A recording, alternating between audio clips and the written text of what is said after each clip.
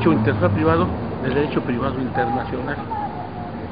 En este caso, si hablamos nosotros de derecho constitucional procesal, daría mayor relevancia a lo constitucional y una secundaria importancia al procesal, pero tendríamos las normas sustantivas y las normas adjetivas, y la constitucional habría que determinarlas de acuerdo con los montos o sea, y determinar cuáles son en realidad las normas constitucionales.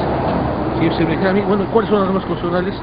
Yo diría que en el siglo XX una jurista, Haskell, que definía el sistema jurídico y decía: un sistema jurídico es una pluralidad de normas jurídicas cuya unidad deriva de que todas las normas jurídicas desprenden su validez de una ley fundamental, es lo que les da unidad. Y eso significa que se ha formado un sistema jurídico y cada país tiene su propio sistema jurídico. Y en el sistema jurídico la norma más importante es la ley fundamental, que es otra denominación que se da en la Constitución, se le llama Carta Magna, se le llama Documento Supremo, se llama ley fundamental y se llama Constitución. Entonces son las normas más importantes del país que decimos.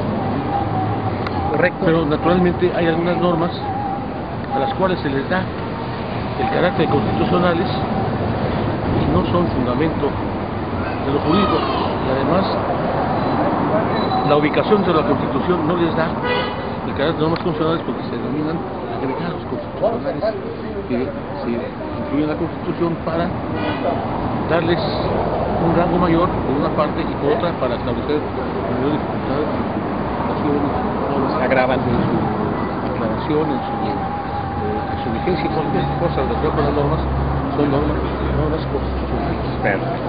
Usted, que es uno de los grandes doctrinistas en el tema del amparo, y hablando de una materia de esta naturaleza donde los procesos constitucionales representan parte de los contenidos del derecho procesal constitucional, ¿cuál ha sido la importancia dentro de la protección de los derechos fundamentales del amparo mexicano?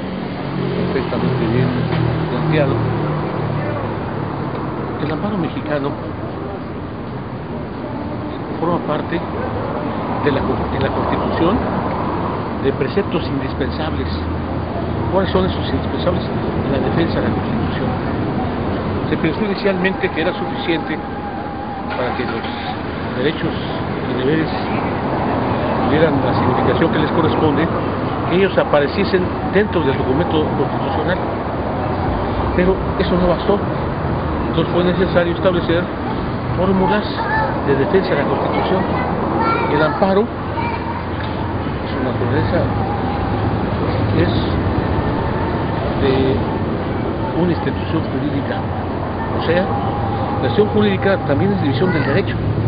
Después de que el derecho divide en grandes divisiones, viene la división del derecho en ramas, luego en subramas, y luego las subramas presentan diversas instituciones jurídicas. ¿Qué es la institución jurídica? La institución jurídica es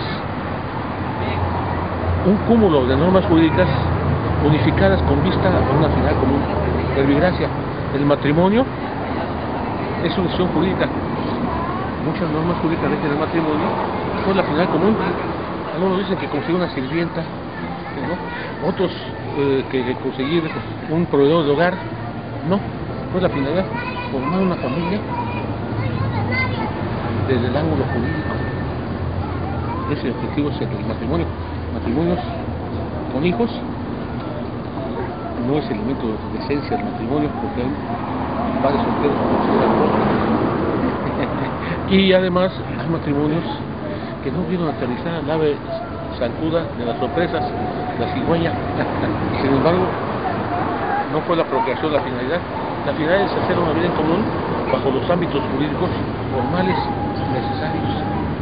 El divorcio es una institución que tiene por objeto, por eso define todas las normas de divorcio, tiene por objeto disolver vínculos matrimoniales. Y el amparo es una institución jurídica cuya finalidad es obtener la constitucionalidad y legalidad de los actos de autoridad estatal, nacional, frente a los embates de una autoridad responsable.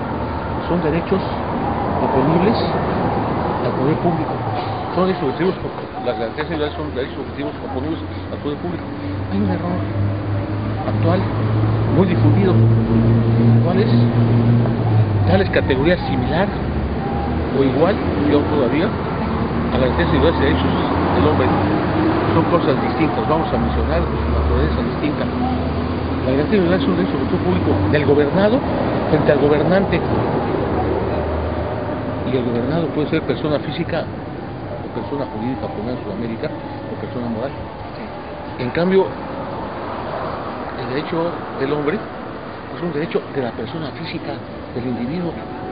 No la persona moral no tiene derechos del hombre, es la persona física. Y se oponen no nada más a los gobernantes, se oponen a las personas obligadas, que puede ser un padre de familia, que puede ser un hermano, que puede ser un vecino judicial, que puede ser un patrón desconocedor de los derechos del hombre, y que puede ser también una autoridad. Son diferentes. Los sujetos pasivos son distintos y los sujetos activos son distintos. Ahora bien, en una constitución hay una parte importante que se llama la parte dogmática de la constitución, integrada por derechos fundamentales, oponibles por los gobernantes a los gobernados. Y esa parte es la que defiende el amparo. Pero el amparo, según el artículo 103 de la Constitución, y que las leyes de amparo proyectadas 2000-2001 pretenden decir que es inútil esa parte, es una parte que protege también la parte orgánica, porque trae consigo la invasión de esferas competenciales de federación y entidades federativas, incluyendo entidades federativas de los estados y Distrito Federal. Entonces, esa es una parte orgánica que se protege en la Constitución. Pero hay otros preceptos tutelares de esa parte orgánica de la Constitución. Y alguna de estas partes está vinculada con el amparo. ¿Cuál es? Ejemplo, artículo 94 de la Constitución, en relación con el artículo 49 de la propia Constitución, establece que el alcance de la jurisprudencia es sobre interpretación de leyes, no integración. Las resoluciones pueden ser integradoras, pero si hay jurisprudencia sobre disposiciones de integración, esas disposiciones de integración no pueden poner jurisprudencia, porque el artículo 94 limita, y lo hace muy bien, porque la jurisprudencia tiene efectos generales. Y el artículo 49 de la Constitución establece que dos o más poderes no pueden reunirse en una sola persona o corporación. Y hay un tema que me gustaría mucho tocarlo con usted, por su sapiencia en esta materia. En este momento, en el grueso de los países latinoamericanos, excluyendo a lo que es México, en otro caso, donde nace el amparo orgullosamente y se federaliza, Brasil, Nicaragua y Panamá, los otros 13 países, porque en el caso de Cuba no tiene el amparo como tal, tiene un interdicto de recuperar la posesión. Existe en este momento el amparo contra particulares. En el caso peruano, en los efectos más amplios, de la manera más amplia, Costa Rica y Colombia de una forma más restringida. ¿Usted considera que en nuestro país, donde nace el amparo, tiene cabida el amparo contra particulares?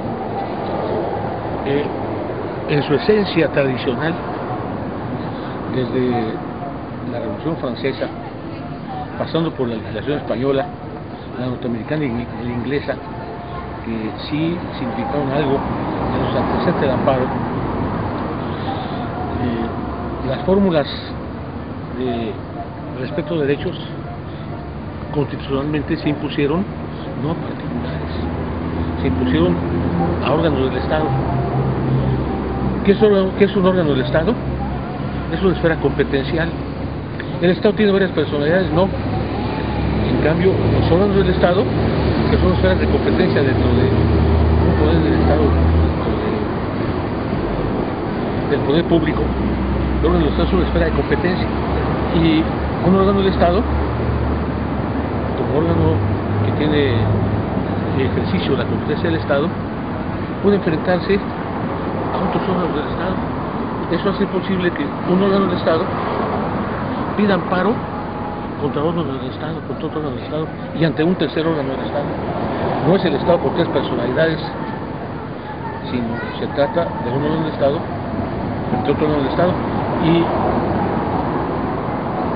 una Secretaría de Estado está subdividida en órganos y esferas de competencia. ¿No?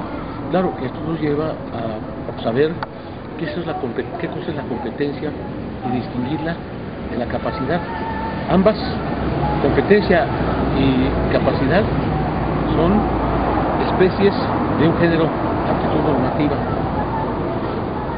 La capacidad la tiene todo un individuo mientras no haya limitaciones, prohibiciones.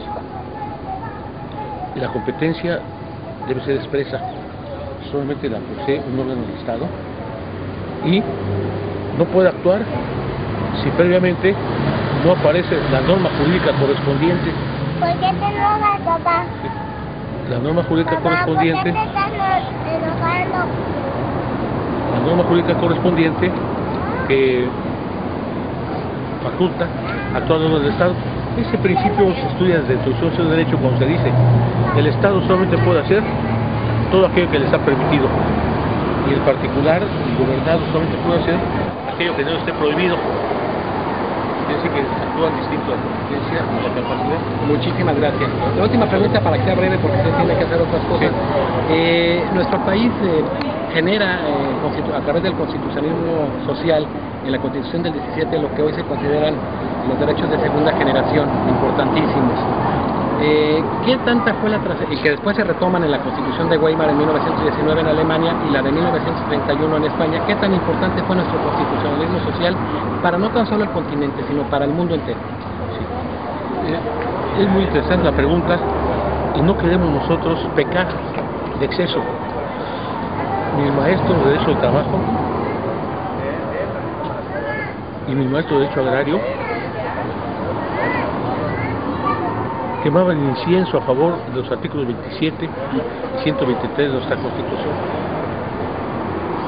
Y llegaron incluso a afirmar, por ejemplo, maestros como el maestro Toro Urbina, que la OIT se inspiró para establecer derechos a nivel internacional de nuestra Constitución mexicana del 123.